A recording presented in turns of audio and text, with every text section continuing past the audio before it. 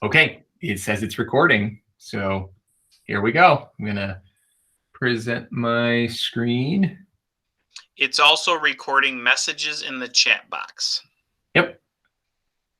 Whoops, that is the wrong screen. I do that at work too. Sandy could show you how to do this. Okay. All right. So, here we go. So welcome to the first of these sort of what we're calling loft lessons, even though we're not in the loft.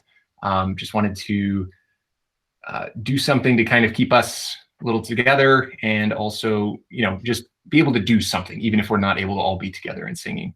I will try to make this as quick and also informative and fun as possible.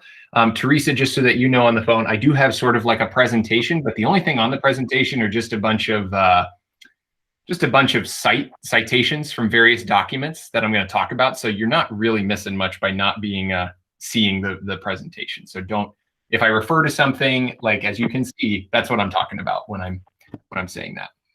Okay. So this first lesson I titled it Music in the Liturgy, and I realized that that's pretty broad. So what I want to do is just go through the goals, like the things that I want to communicate through this little class lesson here. First and foremost, I want to introduce the primary resources that I grabbed all of this information from. These are like core church documents. And if there was one thing that I wanted everybody to take away from this, it is to intrigue you enough to go like study at least one of these documents, hopefully all three of them that I used here, because I really think that going back to the primary source is very important. It's something that has been kind of missing from my own education of things for a while, and I'm starting to do more of it in the recent past, and I highly recommend it because things can get distorted when it starts getting filtered through other people. So please, if you take nothing else away from this, please know that these documents are out there. They are free. You can go read them. Please, if you have time, go and read them. Secondly, I'd like to connect some dots maybe. Maybe there's a couple things in here that you didn't know, and that would be a definite bonus for me. I think a lot of these things you're going to already know because for the most part, we run a pretty, orthodox ship. I say for the most part, but we're not in like breach of anything that I found anyways. And if we are, I'll blame Joe and it'll be okay. And then at the end, I would like to just open it up for some discussion and questions. Instead, I would prefer to keep that at the end. So if you have like a pen and paper, or you can use the little chat box. If you look at my screen, there is a little message box over here in the upper corner. If you open that up, you'll be able to chat in this little thing here. And you can type your question in there at any time, and then we can just go over them at the end. Sound good? I will take silence as nodding, and we will move on. So first, I just want to introduce these resources. First one that I'm going to introduce is the GIRM, as it's affectionately called, apparently. The General Instruction of the Roman Missal, GIRM. This is like the church's just general way to perform the not exactly the Latin rite itself, but it is like the recommendations for how to perform things in the Roman Missal. So when you just want to know like all of the things about Mass and why things are kind of the way they are, this is a good primary source for a lot of the logistical things that happen in there. The second document that we're going to use is called Sing to the Lord. And this is a specific document issued by the United States Conference of Catholic Bishops on music in the liturgy. It sources heavily from the GIRM, but it is specifically pointed at music, the music ministry in the liturgy as it pertains to the churches of the United States. And lastly, I use it kind of sparingly, but it definitely sets the groundwork for almost all of this, is the oh, I forgot the English word, but it's the constitution on the sacred liturgy, essentially, of Vatican II. Specifically, chapter 6, articles 112 through 121 is towards the end of this constitution is where the music stuff is. And it's a brief blurb, but it sets the framework for all the things we're going to talk about. So these are the three. I will email out this this presentation to everybody afterwards. And each of these are links that go to an online copy of these documents. So you will have them available in your inbox. So first, I want to answer the question of why, if there's music in the liturgy, why is there even music in the liturgy? A couple of these quotes I took here from the Vatican II doc. Basically, the summation of this is we have an amazing history of music in the church. And when we think of how we want to worship and how we want to worship as a people, we don't want to just do good enough. When we want to really put our best foot forward, we want to do the best that we can. Hold on, we're going to admit Cecilia real quick. Awesome. And so in order to kind of do that, music is that next step. Music is like you can take your baseline mass and elevate it to that next level of just awesomeness, which, if you're thinking in terms of like a legalistic view, it's way above and beyond like the quote unquote line, but it is the right thing to do above and beyond. So that's kind of why we have music. And really, this was taken from the Vatican II doc, which is there. Is somebody else trying to get in? That's going to be sort of distracting to me. But maybe not. Okay. All right. I probably shouldn't even. I'm just not going to present. That'll be easier. Sorry, everyone, for the jumping around. Okay. So next, I want to talk about various sections of the Mass. Kind of just run through a few things. And this slide for Teresa is entitled, "Why do we do that in the Mass?" And the first one I want to introduce actually happens before Mass even starts. And it actually happens throughout Mass too. There is a specific section called out in both the Germ and Sing to the Lord for silence. And the documents want to make sure that you know that it's okay to have silence in Mass. In fact, it's very okay. Are there people joining that I'm just not aware of? I think there are. I know. I think we have 6 people, including we have. I think Cecilia bumped out for a second. I think she's figuring that out. Okay. All right. So I'm monitoring that and letting people know. You just go on ahead. Sounds good. There she is. All right. So silence. Silence is very, very okay. In the Germ, it kind of points out specifically, and I quote, "Sacred silence as part of the celebration is to be observed at the designated times." And they call out in particular right before Mass to allow people to kind of dispose themselves properly to begin Mass there. And I know that, we haven't done it in a while, but for those Masses at 10:30, where we would kind of do the rehearsal before Mass, that's why I kind of like to have that 10-minute buffer at least before Mass, not only for us to prepare ourselves in silence most of the time, but also for those people down in the pews as well, so that we're not kind of encroaching on that silence before Mass. So that's why we do that. But that also plays into later in and around, in between readings, in between different parts of the Mass, right after communion, those sorts of things. So anytime that there's kind of a silent part in Mass, I assume most of you are fine with that. Just try to remember that it's okay. It's okay that it's quiet.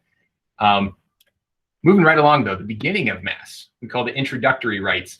This encompasses everything from when the priest kind of comes in and we're doing the entrance, all the way to the point where we sit down for the first reading. So we have the entrance, the greeting, the penitential act, the Kyrie, the Gloria, and the collect prayer right after the Gloria. That's all included here. What I wanted to talk about the introductory rites here and why I wanted to mention it. It's less to do with the music, but I wanted to quote that their purpose is to ensure that the faithful who come together as one establish communion and dispose themselves properly to listen to the word of God and celebrate the Eucharist worthily.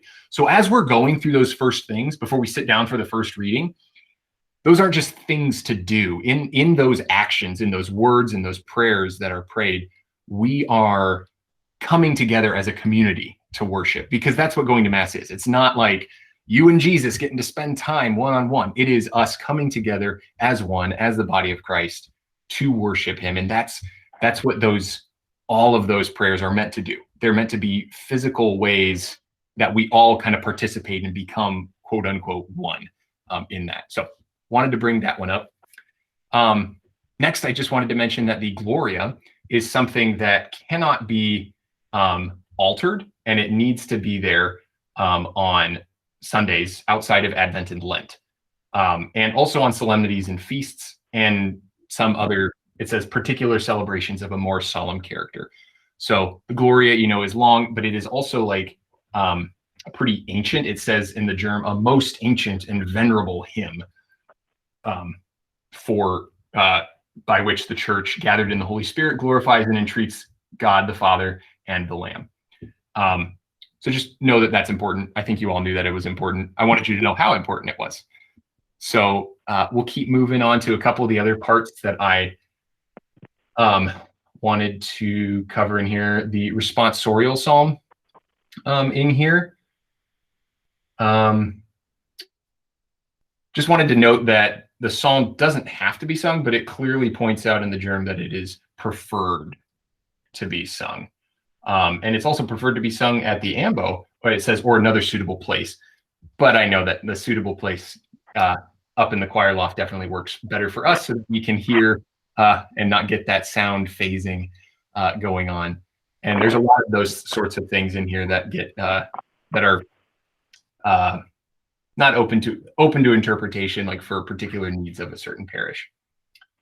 It goes through talking about how the psalms can be replaced at various times between like what's actually like in there and other suitable psalms for that. I kind of want to keep moving through just this to, I know we're moving fast through the Mass. I don't want to like drill down into every part of it here, but specifically down to communion itself. I want to read what the germ says about communion kind of explicitly in this this 86th article here. While the priest is receiving the sacrament, the communion chant is begun, its purpose being to express the spiritual union of the communicants by means of the unity of their voices, to show gladness of heart, and to bring out more clearly the communitarian character of the procession to receive the Eucharist. The singing is prolonged for as long as the sacrament is being administered to the faithful. However, if there is to be a hymn after communion, the communion chant should be ended in a timely manner. So some fun language there to say, yeah, you should maybe tie that up to get to that hymn. And also in that article, like a totally separate paragraph there, care should be taken that singers too can receive communion with ease. So that's why we try to make it as much of a point, and why I feel so embarrassed sometimes when we don't have that worked out and we have to go receive after Mass, or something, we have to flag Father down in the middle of a song or something like that. But it's there, it's right there in it.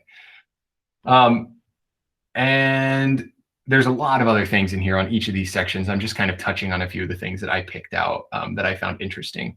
The last thing here that is interesting, that I know we've brought up before, is the recessional, like the recessional hymn that we sing. If you can kind of see on the presentation slide, I don't really have any kind of a source here. And that's because the actual germ doesn't say anything about music at all for the recessional. It just kind of, there's a closing blessing and then Father leaves, and that's kind of it.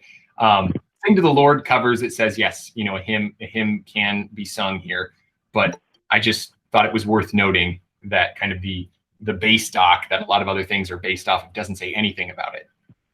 Just as a fun little note. And also why, when we do it during Lent, as we will be continuing to do it, it's totally okay. And there's no wrongness that says like this must be here for that. So that's kind of a sprint through the Mass.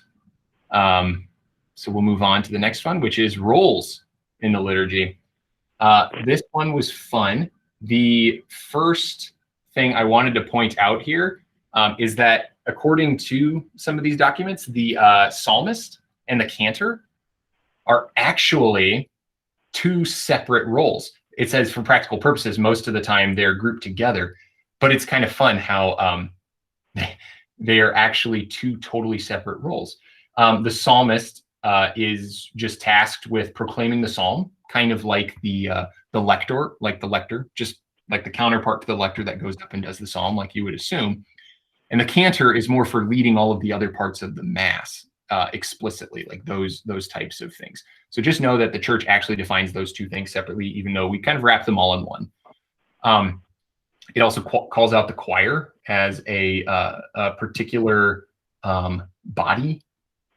And this is, I'm quoting directly from Sing to the Lord here, that the Second Vatican Council stated emphatically that choirs must be diligently promoted while ensuring that the whole body of the faithful may be able to contribute that active participation, which is rightly theirs.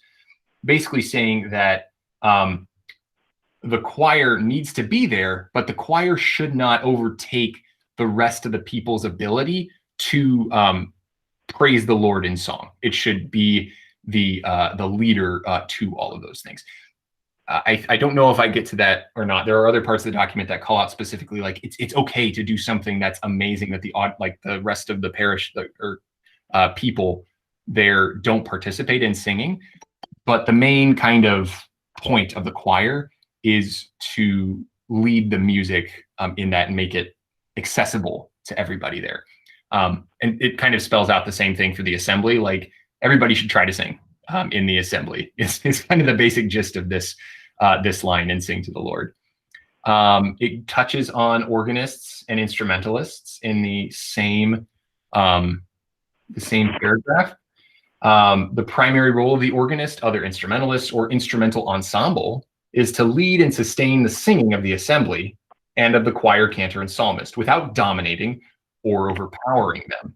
So we thank Joe and Sue and any other people who have contributed to that for not overpowering us. I know it's hard sometimes with the organ, but I think we make out just fine in the end, regardless of what some people may say. And then there's something about the music director, which actually kind of is not clear. Like we have a distinction at our parish between the choir director, myself, and the music director, but basically just brings out the importance of somebody there to coordinate all of this stuff together to the point that it is in accord with these documents and with like the wishes and other explicit mentions by the local bishop. So just calling out the importance of that role as like a separate role. There are more roles, but these were the basic ones. Actually, I don't know if there's any more that are really that interesting. Nope, that actually might have been all the roles in Sing to the Lord. So we will keep going then. So the next section I wanted to go through was how do we determine what music we sing? So everybody kind of has their own way of choosing their music. I wanted to point out what specifically this Sing to the Lord document kind of points out, which I thought was kind of cool.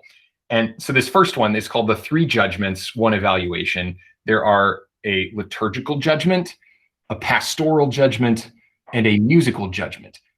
And these 3 things all kind of have to work together for music to even be like inserted into the realm of possibility to be sung at a liturgical event like Mass. So this is kind of like the bare minimum of things that need to be met for music to be accepted into that. So the liturgical judgment is, does it support the liturgy appropriately? Does it actually, enhance the liturgy? Does it draw straight from the Psalms? Does it sing about a part of the liturgy? Is it actually about the liturgy? Is kind of that general theme there. There's definitely more specific things in there, but that's kind of the general theme there.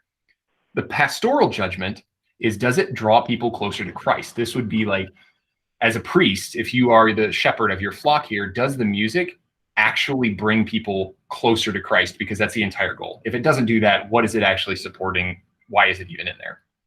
And then the musical judgment is looking at it from like a technical musical standpoint. Is it actually a good song? I know some of that sounds subjective, but it is.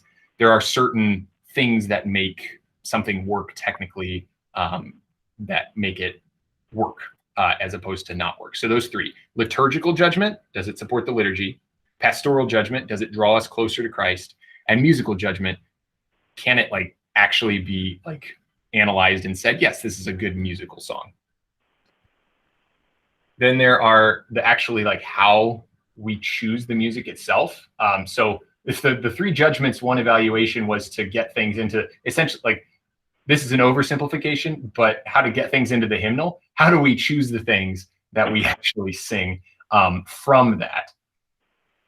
And it's pretty much this section that I kind of had pointed out was talking about that the actual ultimate responsibility for this is the pastor. So like Father Russell, in our case, is actually ultimately responsible for this music, but he has, appointed Joe really to be picking out that music, and me to a lesser extent for that. But he is the one that is ultimately responsible for that quality.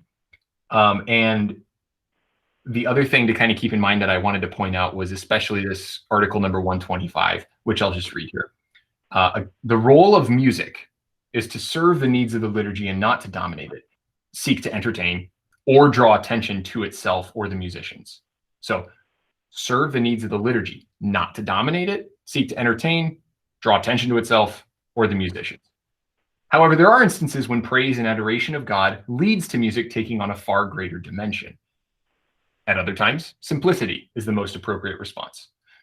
The primary role of music in the liturgy is to help the members of the gathered assembly to join themselves with the action of Christ and to give voice to the gift of faith. I thought that verse, that article in particular, kind of summed up not only how the choir shouldn't overpower, but also the music itself. It shouldn't be something that just kind of stands out. It should really enhance. It shouldn't be the thing that stands on its own. Okay, so we'll move on to this is the last slide of things that we'll talk about before we kind of just can ask questions and discuss. Wanted to bring up that these documents are talking about music in the liturgy, and the liturgy is not just Mass. There's all sorts of other things that are not the Mass, among them kind of being different sacramental things like a baptism outside of Mass. Especially the liturgy of the hours, the divine office and those sorts of things that some of you may or may not have participated in before. Those actually are set to chant in a lot of places. I haven't actually had a chance to chant it ever, and I'd like to sometime. I do pray morning prayer somewhat faithfully, and so it'd be kind of cool to learn how to do that. So that's personal goals over the next few years to kind of start doing that. Another thing that I thought was interesting and worth noting in the documents is that they point out specifically that the choir needs to have a physical place, and what even that physical place, where it should be and how it should look to a certain extent. There's a section where it says it needs to be uncluttered. And I chuckled knowing that was kind of one of the first things that Joe and I did. We're moving bookshelves around and trying to organize things. So that was, I hadn't read this yet, but that was just an interesting thing. But it's funny to me that they have to point out that the choir needs to be in an appropriate place, and they go through a few of the things, a few of the ways that you determine what is the actual appropriate place there. And on this next point, the Sunday Mass as a parish is important. This was less of a musical thing and more of just a general Catholic thing that I wanted to kind of bring up. And I just wanted to read this article. And it's talking about the different forms of celebrating the Mass. This is at the very top of this chapter 4 of the Germ. It says, great importance should also be given to a Mass celebrated with any community, but especially with the parish community, inasmuch as it, meaning the parish community, represents the universal church at a given time and place, and chiefly in the common Sunday celebration. So it's kind of trying to point out that actually every single regular Sunday Mass that we attend is like a microcosm of the universal church and needs to be represented as such. And it's just super, super important for that. So that was something just to kind of bring up here. And then lastly, I have the importance of the voice as an instrument. They talk about like acceptable instruments in the Mass itself. And the very first thing it lists in this section is the human voice. Of all the sounds of which human beings created in the image and likeness of God are capable, voice is the most privileged and fundamental. Musical instruments in the liturgy are best understood as an extension of and support to the primary liturgical instrument, which is the human voice. So just kind of sit with that one and know that we, the church is basically just saying, you know, look, singing, we need to prize singing above all of the other things, because singing brings together so many different facets of our worship, between the words, the inflection we can have on those words, the fact that it's people like without any other equipment making that that noise. It's just there's just a lot bound up in the voice, and this is kind of calling to mind that everything else is kind of musically is a support to the voice being there. So yeah, I think that was it on the things that I had kind of prepared. I know it was just kind of a broad sweep, and I know a lot of it was just me reading from the documents themselves. And I know that was probably just a little bit boring too, but I wanted now to sort of see if there were any questions or other points for discussion or things that you may have had while listening to that. So I will yield the floor if anybody wants to unmute and ask away.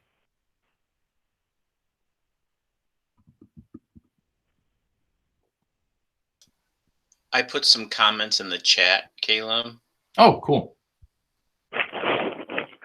Just because I was responding to you. There you go. Father does, when I do the music selections, I do share them with him for any edits, since he is the ultimate decision maker. So he has not made an edit yet. But yep. And the uncluttered choir loft, yes, I was familiar with the document, which is, plus I'm a type A, I understand that. But yes, that's one of the reasons why we did what we did.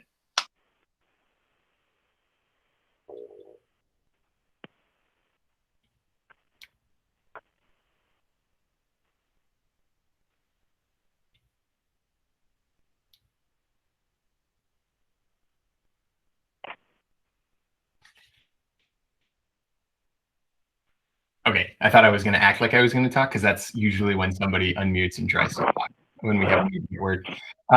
Okay, well, I guess if nobody has any other questions, last call for questions, anything at all kind of about music in the liturgy. Doesn't have to necessarily be about something that I touched on. If there's something that you're like, why do we do this? Or this particular thing that we did that one time kind of bothered me, or I just was curious about this. Are there any things like that anybody's curious about?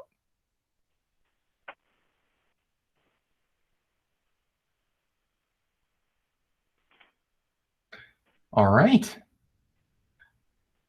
Well, I think I'm going to hit the stop recording button, and we'll just wrap up after that. So thank you, everyone. You can hang on right after this. We can say goodbye, but I'll stop recording now. And